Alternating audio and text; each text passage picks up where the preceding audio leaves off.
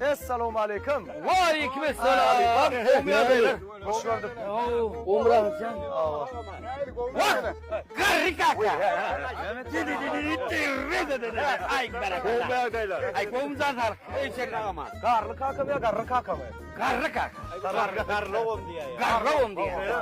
Ay geldik de mara gelemek deyip durun da o. Ile geldik. Ayla da. Haydi alıyor. Bu yerlerin ayla. Bu yerler. Yürü bana. TikTok'ta da attı diyeler. Bizim etrafımızda da şehirde de deyip görülür. Şu ayda bu sövden erken var dediler o. Şu yaman gelmiş diyelerden. Ay davarın dağ aşağı. Şunu görüllü. Görüllü. Sudan erken. Görüllü. Niye görülü? Yok böyle. Sudan erken derdi. Hayır görülü.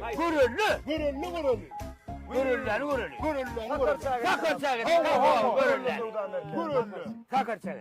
Görürler. Kat girmiş diyeler. Kat ulumuş diyeler. Gidelim mi? Yok gideyim ben hizmette. Yürü böyle şunu gör kız. Yürü de şunu ver.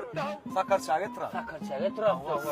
Etrafta şu ulufeu demir kava diyeler. Şey demiş o. Gastulu tükki. Hedir giyir yanaşı mı? Ava. İrden giyirersin. Aylanıp akşam ara çıkan o bu yığın. Aylana. Anana bak. Aylanarlı anana bak. Gör. Anana bak. Anana bak. Yürü.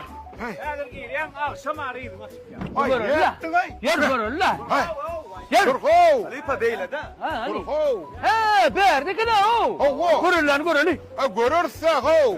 Yürü de. Görmene geldik de. Bunun da. Yürün. Bunun sen kahır görünüyor. Heylem yürün. Seni yirmekan taşın. Arkadaşım on kayser krediden mi diye. Allah. Hemme kan. Badik böyle. Kar kaka. Çaltrak yolda dini uğralı, çaltrak aylana uğralı.